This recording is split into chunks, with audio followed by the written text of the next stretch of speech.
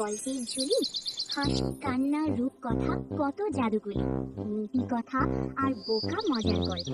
এসো দেখি বইয়ের গল্পের ঝুলি। লক্ষ্মীর ঝাঁপি দিয়ে গেছে 200 টাকা রে পদ্মা, 200 টাকা। মহাজন তো টাকা দেবে, আমি কি পাথর দেব?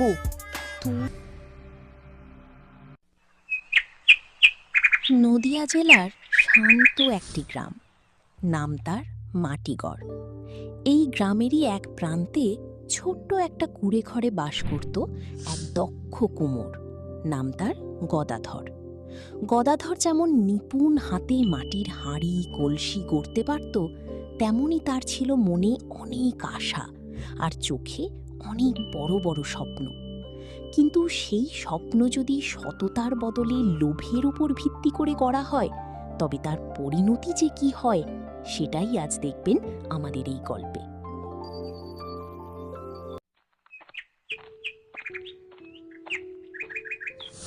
ওগো, শুনছো? লক্ষ্মী পুজোর আর মাত্র 3 দিন বাকি। গ্রামের সবাই তো তোমার হাতের মাটির কলসি আর প্রদীপ নেওয়ার জন্য অপেক্ষা করছে। হবে না কেন? এই গদাধর কুমোরের হাতের মাটির জিনিসের আলাদা কদর আছে। কি হে গদাধর, আমার অর্ডার মনে আছে তো? পরশু দিনের মধ্যে পুজো বাড়ির জন্য 100টা বড় মাটির হাঁড়ি আর কলসি চাই। দিতে পারলে 100 টাকার জায়গায় 200 টাকা দেব। 200 টাকা? বাবু, আপনি নিশ্চিন্ত থাকুন, একদম 1 নম্বর শক্ত মাটির হাঁড়ি সময় মতো আপনার বাড়ি পৌঁছে যাবে। হো পদ্মা, এবার দেখিস তোর এই গদাধর কুমোর মাটি দিয়ে টাকা বানাবে। মহাজন বাবু তো হাঁড়ি না, যেন আমার কপালে লক্ষ্মীর ঝাঁপি দিয়ে গেছে। 200 টাকা রে পদ্মা, 200 টাকা। অত টাকা দেখে লাফিও না। মনে রেখো, হাতে সময় মাত্র 3 দিন, আর 100টা হাঁড়ি নিখুঁতভাবে তৈরি করা তোমার একার কর্ম না। আরে তুমি তো সেই পুরনো দিনের কুমন্নি রয়ে গেলে। এখন দুনিয়া চলে শর্টকাটে। আমি এমন বুদ্ধি বের করেছি না, যেটা এই গ্রামের কোনো কুমোর বাপ জন্মে ভাবেনি। ও, তবে শুনি, কি বুদ্ধি শুনি? মাটিকে কি রাতারাতি সোনা বানিয়ে ফেলবে? আরে না না, নদীর ধারের ওই হালকা বালি মাটি দেখছো না, ওটা দিয়ে হাঁড়ি বানাবো। ওটা পোড়াতে সময় কম লাগে, খড়িও বাঁচে। রোদে একটু শুকিয়ে রং চড়িয়ে দিলেই কেল্লা ফতে। ই কি বলছো? বালি মাটির হাঁড়ি তো জল পেলেই গলে যাবে। মানুষের সাথে এমন বেইমানি করো না, এটা ঠিক নয়। তুমি ঘর সামলাও তো, বুদ্ধি বেশি খরচ করো না। এমনিতেই তোমার মাথায় ঘিলু কম। যাও গিয়ে আমার জন্য 1 ঘটি জল নিয়ে আসো।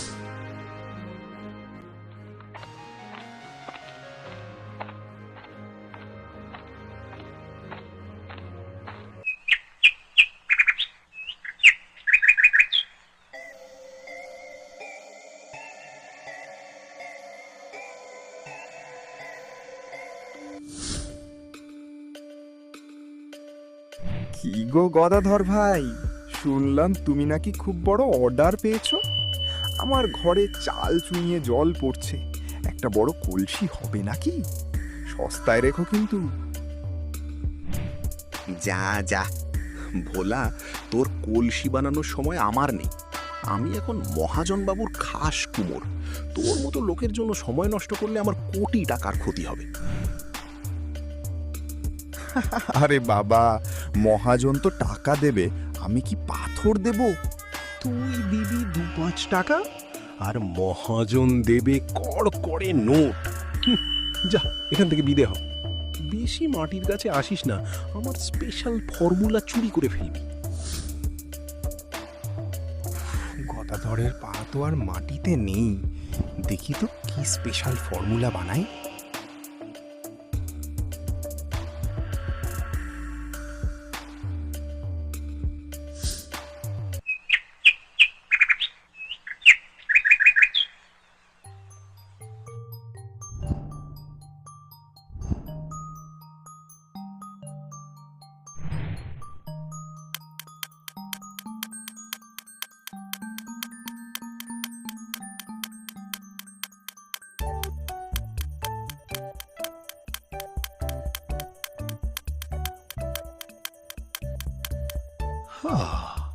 কি সুন্দর চকচক করছে।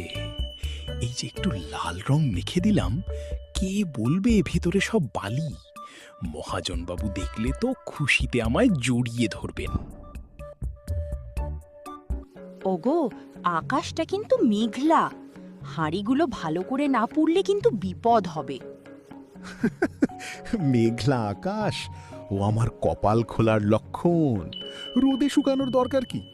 আগুনের একটু ছোঁয়া পেলেই এগুলো লোহার মতো শক্ত হয়ে যাবে।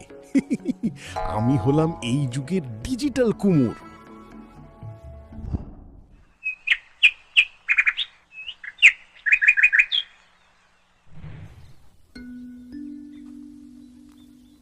কি হে গদাধর, হাঁড়ি রেডি? আমার কিন্তু দেরি সইছে না। পুজো বাড়িতে এই হাঁড়ি দিয়ে ভোগ রান্না হবে। আজ্ঞে বাবু, এই দেখুন সাজিয়ে রেখেছি। এক একটা হাঁড়ি যেন মাটির হিরে, ছুঁলে আপনার হাত জুড়িয়ে যাবে। তাই নাকি? ভোলা, একবার ছুঁয়ে দেখ তোরে।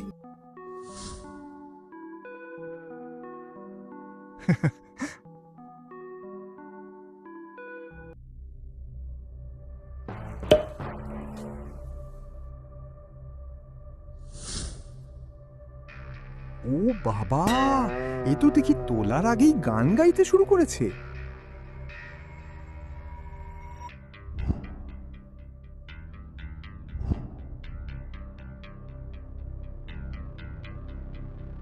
কি বললে? ভোলা, জল নিয়ে আয়, আমি নিজে পরীক্ষা করব। আজ্ঞে বাবু, জল দেওয়ার কি দরকার? এখনই তো বানালাম, একটু বিশ্রাম নিতে দিন। থাম।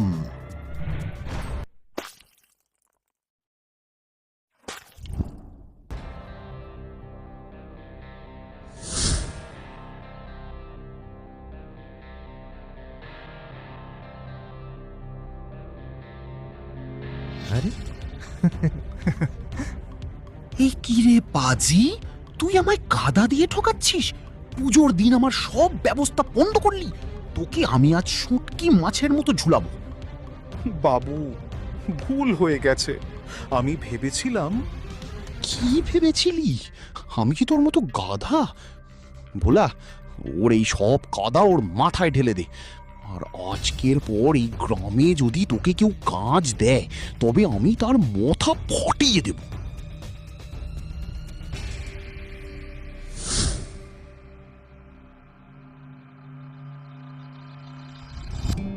হায় হায় ভগবান, এ আমি কি করলাম? 200 টাকার লোভে পড়ে আমার সব হাঁড়ি কলসি নষ্ট হলো, আর বাজারে আমার নামটাও ডুবলো। তোমাকে আমি আগেই বারণ করেছিলাম। অতি লোভে তাঁতি নষ্ট, এই প্রবাদটা ছোটবেলা থেকে শুনে আসছো। আজ নিজের চোখে দেখলে তো, সততা আর ধৈর্য ছাড়া কোনো কাজে উন্নতি হয় না। আমার ভুল হয়ে গেছে পদ্মা। আমি আর কখনো লোভে পড়ে কাজের সাথে ফাঁকিবাজি করব না। এবার থেকে দিন রাত এক করে খাঁটি মাটি দিয়েই কাজ করব। আর না পদ্মা, আমি বুঝেছি লোভে পাপ আর পাপে মৃত্যু।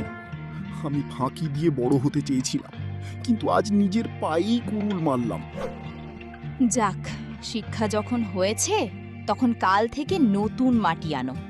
এবার থেকে খাঁটি মনে কাজ করলে দেখবে লক্ষ্মী আপনার থেকেই ঘরে আসবে।